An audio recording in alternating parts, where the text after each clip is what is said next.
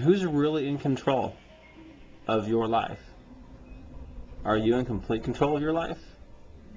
Do you own every decision? Do you have the ability to change everything in your life? Things happen that are outside of your control. The reason I'm dressed this way is because I saw The Pursuit of Happiness, Will Smith's 2006 movie, The Pursuit of Happiness. And he mentioned something in there that Thomas Jefferson threw in the Declaration of Independence, you know, the pursuit of happiness. And he said he mentions it a couple of times. And it's true. Some people pursue happiness for a long, long time. Very long time. And some people never find it. But what I'm talking about now is, man, I gotta admit, I am almost tired of trying. The American public is bleeding and saying, is there truly anyone out there that understands the suffering that we are going through? This year, the retirement program is now projected to pay out nearly $29 billion more in benefits than it collects in taxes. Foreclosure crisis that we're seeing all throughout the country, banks deciding that they're going to start foreclosing on people's homes again. Now people talk about, hey, if you go with a big company or if you go with a certain type of company. 3,000 employees, and now a lot of those are laid off or transferred or working for different companies. It's had a devastating effect.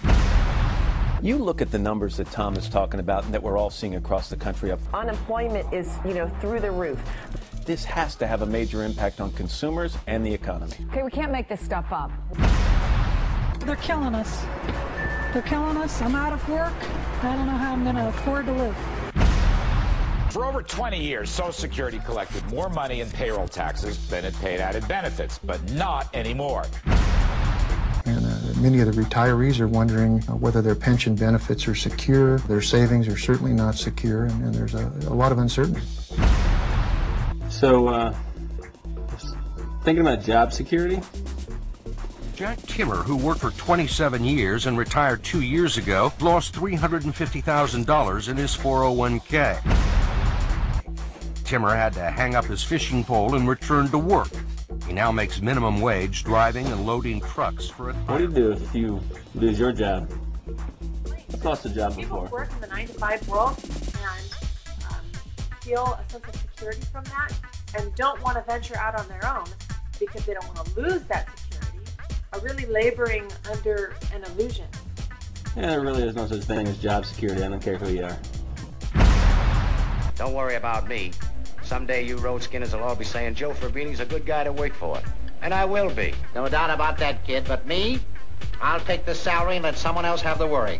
That's the easy way.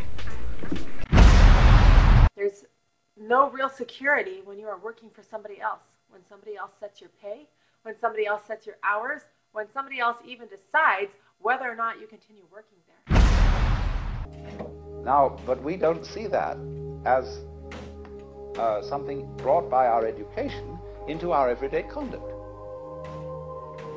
We've got a system of schooling which gives a completely different impression. It's all graded. And what we do is we put the child into the corridor of this grade system with a kind of, come on, kitty, kitty, kitty. And now you go to kindergarten, you know. That's a great thing because when you finish that, you'll get into first grade. And then, come on, first grade leads to second grade, and so on, and then you get out of grade school, you've got high school, and it's revving up, the thing is coming. Then you're going to go to college, and by Jove, then you get into graduate school, and when you're through with graduate school, you go out to join the world. And then you get into some racket where you're selling insurance, and they've got that quota to make, and you're going to make that, and all the time, this thing is coming. It's coming, that great thing, the success you're working for. Then when you wake up one day about 40 years old, you say, my God, I've arrived. I'm there. And you don't feel very different from what you always felt. And there's a slight letdown because you feel there's a hoax. And there was a hoax, a dreadful hoax. They made you miss everything by expectation. Look at the people who live to retire and put those savings away. And then when they're 65, they don't have any energy left, they're more or less impotent, and they go and rot in an old people's senior citizens community. because we've simply cheated ourselves the whole way down the line. We thought of life by analogy with a journey, with a pilgrimage. We had a serious purpose at the end, and the thing was to get to that end. Success or whatever it is, or maybe heaven after you're dead. But we missed the point the whole way along. It was a musical thing, and you were supposed to sing or to dance while the music was being played.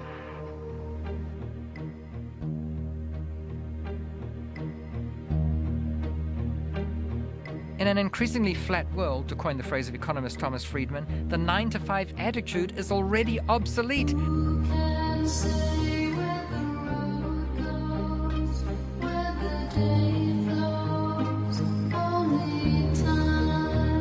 Now, the challenge is that a lot of people who are not wealthy tried to lead the lifestyle of the wealthy before they have the financial backing to be able to do so, trying to impress people they don't know with money they don't have.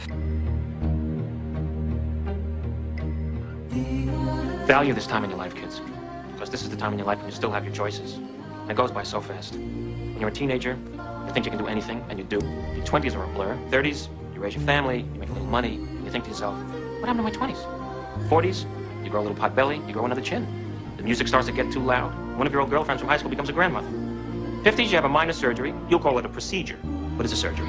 60s, you'll have a major surgery. The music is still loud, but it doesn't matter because you can't hear it anyway. 70s, you and the wife retire to Fort Lauderdale.